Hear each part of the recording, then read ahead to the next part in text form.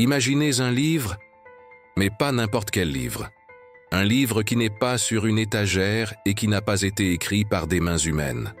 Un livre céleste, invisible aux yeux, mais avec un pouvoir éternel. Un livre où sont inscrits les noms de ceux qui hériteront de la vie éternelle.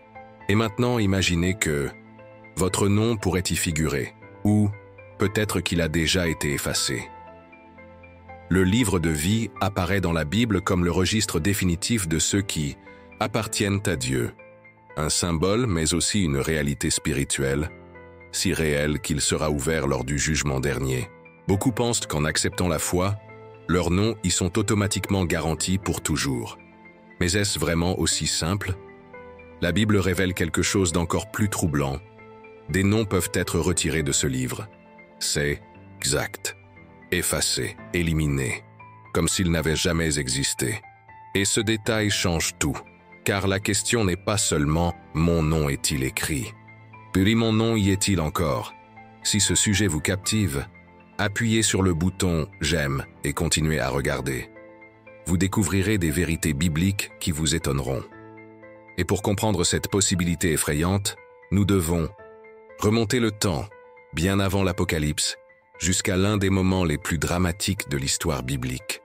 Peu de choses sont aussi sérieuses que d'avoir son nom écrit ou effacé du livre de vie. Et cela n'apparaît pas qu'une fois dans la Bible. Au contraire, ce livre mystérieux est mentionné à divers moments, comme s'il était toujours là, silencieux, mais observant le déroulement de l'histoire humaine. Dans l'Ancien Testament, nous trouvons des échos de ce livre dans des passages comme le psaume 69-28, où le psalmiste parle d'être effacé du livre des vivants. Et dans le Nouveau Testament, il réapparaît avec toute sa force, surtout dans le livre de l'Apocalypse, où il devient le centre du jugement final. Mais il y a quelque chose de curieux. Il n'est jamais expliqué en détail. Il n'est jamais décrit clairement.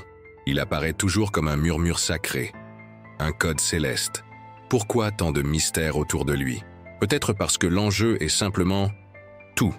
Et c'est là qu'apparaît l'un des récits les plus énigmatiques et les moins discutés de la Bible. Une scène dramatique qui se déroule au milieu du feu, des idoles et de la désobéissance. Un épisode qui révèle, pour la première fois, la possibilité que le nom de quelqu'un soit effacé par Dieu. Mais qui a eu le courage de demander cela? Et que se passait-il à ce moment si tendu? La réponse se trouve dans le désert, au milieu du chaos, au son d'un peuple qui s'éloigne de Dieu. Partagez cette vidéo avec vos amis intéressés par l'étude biblique. Ils méritent de connaître cette vérité révélatrice. Pour beaucoup de gens, la foi est quelque chose qui se vit au présent, une prière ici, une visite à l'église là, un chant de louange dans la voiture. Mais le livre de vie nous pousse vers une dimension bien plus grande, celle de l'éternité. Il ne parle pas seulement d'aujourd'hui, mais de ce qui vient après le dernier jour.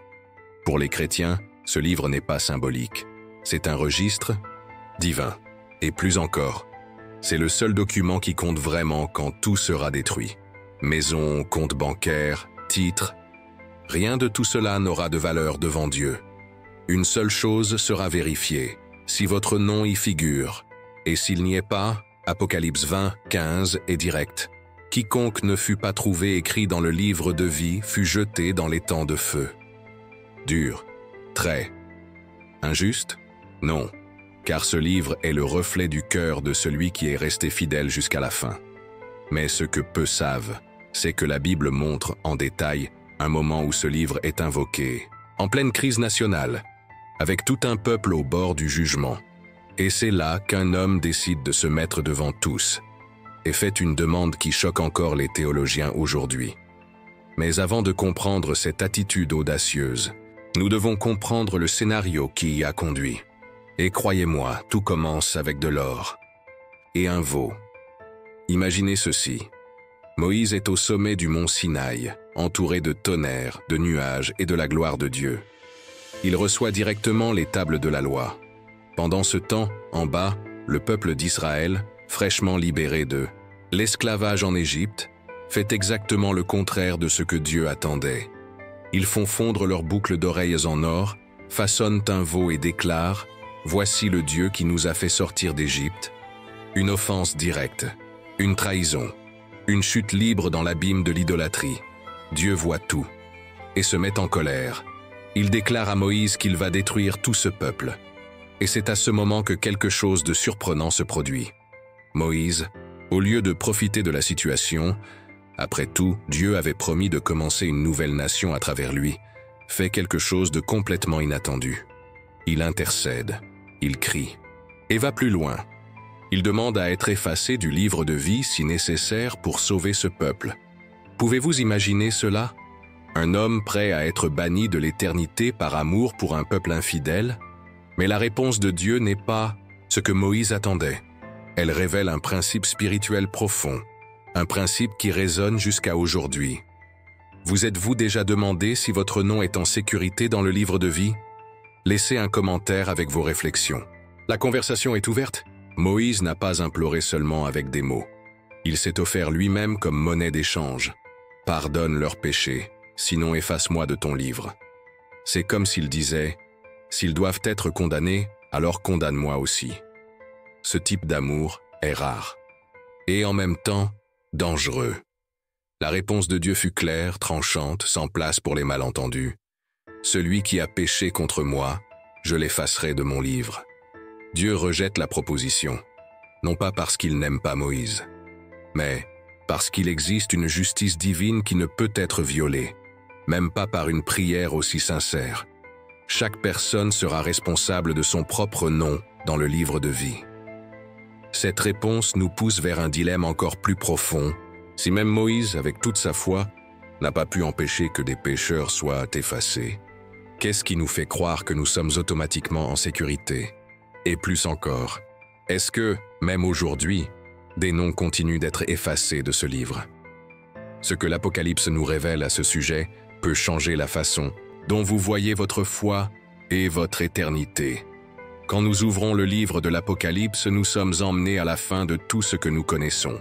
Cieux sombres, trompettes sonnant, livres étant ouverts. Et parmi ces livres, un reçoit une attention spéciale, le livre de vie. Il apparaît dans Apocalypse 20, quand les morts, grands et petits, se tiennent devant le trône de Dieu. Scène est majestueuse et en même temps effrayante. Tous les registres sont ouverts, mais un seul livre décide du destin éternel des âmes, celui de la vie. Et le texte est clair comme de l'eau. Si le nom de quelqu'un ne fut pas trouvé, écrit dans le livre de vie, celui-ci fut jeté dans l'étang de feu. Il n'y a pas de moyen terme. Il n'y a pas d'exception. Il n'y a pas de négociation. C'est ici que nous réalisons le poids réel de ce livre. Car jusqu'alors, il semblait symbolique, spirituel. Mais maintenant, il devient juridique. C'est le verdict, final point et le plus impactant. Le jugement ne se déroule pas seulement sur ce que nous avons fait, mais sur si nous appartenons ou non à celui qui sauve. Mais qui exactement a son nom écrit là-bas? Et comment savoir si notre nom y est, ou pire, s'il a déjà été effacé? Pour répondre à cela, nous devons explorer un autre livre, celui aux Philippiens, où un détail discret révèle qui sont les véritables inscrits. N'oubliez pas de vous abonner à notre chaîne pour plus de vérités bibliques révélées. Notre prochaine vidéo explorera les prophéties bibliques sur les derniers temps. Dans la lettre aux Philippiens, Paul écrit quelque chose que beaucoup négligent. Il mentionne ses compagnons d'œuvre dont les noms sont dans le livre de vie. Cela peut sembler simple, même poétique. Mais cela cache un indice crucial, car Paul ne parle pas de personnes ordinaires. Il parle de compagnons de mission, de personnes qui se sont consacrées à répandre le message de l'Évangile, des gens engagés, qui n'ont pas vécu seulement pour eux-mêmes, mais pour les autres, et pour Dieu. En d'autres termes, être dans le livre de vie n'est pas un prix pour celui qui croit seulement, mais pour celui qui agit aussi. C'est un point qui révolutionne la vision de beaucoup de gens. Parce que la vraie foi s'exprime en fruits, en attitude, en transformation. Et cela soulève une question profonde. Y a-t-il des noms qui sont effacés, non pas à cause de péchés scandaleux, mais à cause d'une foi inactive, à cause d'une vie d'indifférence spirituelle? La réponse, encore, une foi, se trouve dans l'Apocalypse, mais maintenant dans un autre chapitre, où Jésus parle directement à une église endormie et menace d'un effacement éternel. Apocalypse 3. Une lettre est envoyée directement du ciel à une église spécifique, celle de Sardes. Jésus commence par une phrase effrayante. « Tu as la réputation d'être vivant, mais tu es mort. » Ils avaient la réputation d'être spirituels. Mais à l'intérieur, ils étaient secs, religieux peut-être, mais spirituellement vides. Et puis, vient l'avertissement le plus grave. « Celui qui vaincra sera revêtu de vêtements blancs, et je n'effacerai point son nom du livre de vie. » La phrase est claire. Jésus ne dit pas que le nom est déjà garanti pour l'éternité. Il dit qu'il ne sera pas effacé si la personne vainque. Cela confirme ce que Moïse avait appris des siècles auparavant. Les noms peuvent être effacés, même les noms de personnes qui ont fait partie de l'Église. Cette lettre est comme un avertissement pour chaque chrétien. Il ne suffit pas de paraître. Il faut être. Il ne suffit pas de commencer. Il faut terminer la course de la foi. Mais alors, qu'est-ce qui fait exactement que quelqu'un soit effacé du livre de vie? La Bible indique quelques causes, et l'une d'elles est plus commune et plus ignorée qu'on ne le pense. Quelque chose qui semble souvent petit, mais qui devant Dieu est suffisant pour un effacement éternel. Quand nous pensons à l'idolâtrie, nous imaginons immédiatement des statues, des autels ou des cultes païens. Mais la Bible révèle une réalité bien plus profonde et dangereuse. L'idolâtrie moderne n'utilise pas d'or. Elle utilise des distractions, elle utilise des désirs, elle utilise l'ego, toute chose qui prend la place de Dieu dans le cœur de quelqu'un devient une idole. Et c'est grave parce que dans Exode 32, c'était précisément l'idolâtrie qui a presque conduit à la destruction totale du peuple et qui a motivé Moïse à crier pour le livre de vie. Un péché qui semble culturel ou traditionnel, mais qui porte des conséquences éternelles. Aujourd'hui, combien de personnes disent suivre Dieu, mais vivent pour l'argent, pour la célébrité, pour des plaisirs passagers? Combien sont dans l'Église, mais avec le cœur tourné vers d'autres dieux? Cette forme d'idolâtrie silencieuse, invisible, peut être la raison pour laquelle des noms sont effacés, sans que leurs propriétaires s'en rendent compte. Mais il y a un autre facteur, encore plus décisif, et en même temps plein d'espoir. Car s'il y a la possibilité qu'un nom soit effacé, il y a aussi la possibilité qu'un nom soit écrit. Cela nous amène à la question qui brûle dans l'âme. Comment garantir que notre nom y soit? Si ce message a touché votre cœur, partagez-le avec vos proches. Cela pourrait être l'information qui sauve leur vie éternelle. Face à tant d'incertitudes, apparaît le désir le plus profond de l'âme. Comment puis-je avoir mon nom garanti dans le livre de vie? La réponse de la Bible est à la fois simple et provocante. Il ne s'agit pas d'œuvres humaines, ni de rituels vides. Il s'agit d'une vraie soumission, d'une repentance réelle, de reconnaître Jésus-Christ comme Seigneur et Sauveur, et de vivre comme quelqu'un qui croit cela chaque jour. Apocalypse 21-27 clarifie cela. Il n'entrera chez elle rien de souillé, ni personne qui se livre à l'abomination et au mensonge. Il n'entrera que ceux qui sont écrits dans le livre de vie de l'agneau. Ce livre de l'agneau est le même. Mais maintenant il porte un nom, Jésus. En d'autres termes, c'est la relation avec Christ qui garantit l'inscription éternelle à ça. Il ne s'agit pas de perfection, mais de direction, de marcher avec lui, d'être transformé par lui. Mais il y a quelque chose de plus profond, un mystère caché entre les lignes de l'Apocalypse, un détail qui peut indiquer que tous les noms n'ont pas été écrits depuis le début. Existe-t-il une liste prédéterminée? Ou y a-t-il des moments où un nom est inclus? Ce mystère nous mène au chapitre suivant de notre voyage. Dans Apocalypse 13:8, un verset mystérieux jette de la lumière sur un détail troublant. Et tous les habitants de la terre l'adoreront, ceux dont le nom n'a pas été écrit dès la fondation du monde dans le livre de vie de l'agneau qui a été immolé. Cette phrase éveille une question inconfortable. Les noms sont-ils écrits au cours de la vie ou étaient-ils déjà là depuis le début? Certains érudits soutiennent que Dieu, dans son omniscience, sait déjà qui sera sauvé. D'autres disent que le nom n'est écrit que lorsque la personne donne sa vie à Christ. Mais ce passage semble suggérer quelque chose de plus profond, un choix divin qui précède le temps. Existe-t-il une liste qui a déjà été écrite avant la création? Sommes-nous face à un mystère qui implique la prédestination, le libre arbitre et le destin éternel de chaque âme? La Bible ne donne pas toutes les réponses, mais elle nous donne des indices. Et ces indices nous conduisent à un autre chapitre sombre, où nous découvrons que tous ceux qui pensent être sauvés ne le sont pas vraiment. C'est ce que Jésus révèle dans l'une de ses paraboles les plus énigmatiques. Et elle change tout. Dans Matthieu 22, Jésus raconte une parabole troublante. Un roi prépare une grande fête. Il invite beaucoup de gens. Mais les premiers invités refusent. Alors, il ordonne d'appeler tout le monde, bons et mauvais. Et la fête se remplit. Mais parmi les invités, le roi trouve un homme sans vêtements appropriés. Et ce qu'il fait est surprenant. Il ordonne qu'il soit jeté dehors, dans les ténèbres extérieures, où il y a des pleurs et des grincements de dents. Jésus termine la parabole par une phrase tranchante. « Car beaucoup sont appelés, mais peu sont élus. » Qu'est-ce que cela signifie? Cela signifie qu'il ne suffit pas d'être invité. Il faut être préparé. Il ne suffit pas d'être à la fête. Il faut être vêtu de la justice de l'agneau. Cet homme était à l'intérieur, mais a été mis dehors. Comme beaucoup qui pensent que leurs noms sont dans le livre, mais découvriront trop tard qu'ils ont seulement été appelés, pas élus. Cette tension entre appelés et élus est l'une des plus grandes énigmes de la foi chrétienne, et elle nous oblige à regarder à l'intérieur, à nous interroger nous-mêmes, à nous demander « Est-ce que je fréquente seulement ou suis-je vraiment transformé? Mais si même ainsi quelqu'un s'éloigne, y a-t-il une chance de retour ?» La réponse pourrait être dans le cœur de David. Le roi David était l'homme selon le cœur de Dieu, mais même lui est tombé profondément.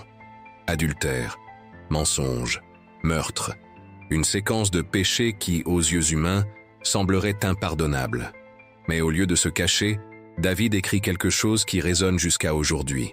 Le psaume 101. En lui, il y a une phrase qui révèle la panique de celui qui craint le jugement éternel. « Ne retire pas de moi ton Esprit Saint ». David savait ce qui était en jeu. Il savait qu'il ne s'agissait pas seulement de perdre un trône, mais de perdre la présence de Dieu. Et, implicitement, il craignait de perdre son nom parmi les justes. Mais quelque chose de puissant se produit. Il crie avec une repentance sincère. Il n'essaie pas de se justifier. Il n'accuse personne. Il se brise, et cette repentance le restaure. David prouve que, même ceux qui échouent, peuvent encore avoir leur nom préservé, tant qu'ils se repentent vraiment. Mais qu'en est-il de ceux qui persistent dans l'erreur, conscients, obstinés? Y a-t-il un point de non-retour? Cette réponse vient dans Hébreux, et elle est plus lourde qu'on pourrait l'imaginer. Question, pour vous, que pensez-vous du concept d'avoir son nom effacé du livre de vie? Êtes-vous sûr que votre nom y est? Commentez ci-dessous. Hébreux 6 apporte l'un des passages les plus redoutés de toute la Bible. L'auteur parle de personnes qui ont été une fois éclairées, qui ont goûté le don céleste et ont eu part au Saint-Esprit, mais qui, ensuite sont tombées. Et il dit quelque chose d'effrayant. Il est impossible de les renouveler encore pour la repentance. Comment ça? Des personnes qui ont déjà vécu la foi, qui ont déjà ressenti la présence de Dieu, ne peuvent plus revenir. Le texte indique un type d'apostasie totale, un abandon conscient, un rejet définitif. Ce n'est pas une chute quelconque. C'est une coupure délibérée avec le Sauveur. Et c'est ici que nous comprenons le véritable danger. Ce n'est pas le péché accidentel qui efface un nom du livre. C'est le rejet continu, conscient et final. C'est le point où le risque devient permanent, où le nom est effacé et n'est plus réécrit. Mais il y a quelque chose de plus profond caché derrière cette doctrine, quelque chose qui unit la justice et la miséricorde. Car le livre de vie n'est pas seulement une liste, c'est une histoire. Et cette histoire a un auteur qui écrit avec du sang. Quand nous regardons l'Apocalypse, nous voyons que le livre de vie a un nom complet. le livre de vie de l'agneau qui a été immolé. Cet agneau est Jésus. Et le livre n'est pas seulement un registre froid, c'est un mémorial d'amour, de sacrifice, de rédemption. Chaque nom là-bas a été acheté à un prix. Et ce prix était le sang du Christ. Cela change tout, parce que nous ne parlons pas seulement d'une liste divine. Nous parlons d'une alliance éternelle, scellée avec douleur, avec la croix et avec la résurrection. Le sang est l'encre qui écrit chaque nom. Et cela nous amène au point culminant de notre voyage, la scène finale où les livres sont ouverts et le destin éternel est révélé. Mais parmi tous les registres, un seul décide l'avenir éternel de chaque âme. Voulez-vous savoir ce qui arrive à ceux dont les noms ne sont pas là? Alors, préparez-vous. Car le prochain chapitre apporte la révélation la plus solennelle de toute la Bible. Dans Apocalypse 20:12, nous sommes présentés à une scène à faire frémir. Le grand trône blanc est décrit comme la scène du jugement final. Les morts, grands et petits, se tiennent devant Dieu. Et puis, une révélation choquante. Les livres sont ouverts. Et parmi eux, le livre de vie. Immédiatement, une question profonde surgit. Qui est dans le livre de vie? La vérité est que, contrairement à ce que beaucoup imaginent, le salut n'est pas une question de combien de bonnes actions vous avez faites ou combien vous avez été moral. Le critère final est si votre nom y est inscrit. Et pour ceux qui ne sont pas dans le livre de vie, le destin est éternel et inaltérable. Ils sont jetés dans l'étang de feu, où il y aura des pleurs et des grincements de dents. C'est le moment définitif. La sentence est irrévocable. Le juge est juste. Et la question qui résonne est, si votre nom n'y est pas, que reste-t-il de vous? La grande révélation qui fait réfléchir tous. Il n'est pas trop tard pour assurer votre place. Vous appréciez notre contenu? Donnez-nous un j'aime et partagez cette vidéo avec ceux de votre communauté de foi. Ensemble, nous pouvons répandre le message du salut. Dans un monde où beaucoup cherchent à suivre des règles ou des rituels religieux, la Bible présente une vérité déconcertante. Ce qui garantit votre nom dans le livre de vie, ce ne sont pas vos actions, mais la foi en Jésus-Christ. Dans Jean 14:6, Jésus dit « Je suis le chemin, la vérité et la vie. Nul ne vient au Père que par moi. Il est le seul médiateur entre Dieu et les hommes. Et cette foi en Christ est ce qui rend possible d'avoir son nom écrit dans le livre de vie. Ce ne sont pas les bonnes œuvres ou les rituels, c'est la foi qui sauve. Cela change tout. Pour beaucoup, le salut peut sembler complexe, un jeu de règles à suivre. Mais la vérité est simple et directe. La clé pour le livre de vie est de croire en Jésus. Cependant, le doute persiste. Si la foi est la clé, pourquoi tant de personnes craignent encore que leur nom puisse être effacé? La vraie foi est-elle suffisante? Qu'arrive-t-il à ceux qui hésitent? La réponse se trouve dans une promesse puissante. Dans Apocalypse 3:5, une promesse vitale est faite. Celui qui vaincra sera revêtu ainsi de vêtements blancs. Je n'effacerai point son nom du livre de vie, et je confesserai son nom devant mon Père et devant ses anges. Cette promesse n'est pas seulement une assurance pour les croyants, mais un espoir inébranlable. Elle déclare que, si vous persévérez, votre nom ne sera jamais effacé. Mais cette promesse a une condition implicite. Vous devez être un vainqueur. Et qu'est-ce que cela signifie? Vaincre n'est pas vaincre des batailles temporelles, mais vaincre les tentations, les difficultés et, par-dessus tout, maintenir la foi intacte, même face à l'adversité. Est-ce que, si vous êtes fidèle jusqu'à la fin, ce privilège est garanti? La peur de l'inconnu et l'inquiétude concernant le salut nous amènent à nous demander pourquoi certains qui commencent avec foi semblent échouer. La réponse vient à travers un autre texte mystérieux de l'Apocalypse qui met en lumière la relation entre la foi, la persévérance et le caractère du Christ. Et ce prochain verset va vous surprendre. Dans Apocalypse 22:19, nous lisons quelque chose de troublant. Et si quelqu'un retranche quelque chose des paroles du livre de cette prophétie, Dieu retranchera sa part de l'arbre de la vie et de la ville sainte. Ici, l'auteur semble nous avertir que le livre de vie est en jeu non seulement par la foi authentique, mais aussi par la fidélité à la parole de Dieu. Cela nous fait réfléchir. Que signifie vraiment suivre le Christ? Il ne s'agit pas seulement de confesser la foi, mais de vivre en conformité avec le caractère du Christ. Et le caractère du Christ ne peut pas être réduit à une simple formalité religieuse. C'est une transformation interne, une nouvelle création. La vraie foi se traduit en action, en un cœur engagé envers la vérité et la justice.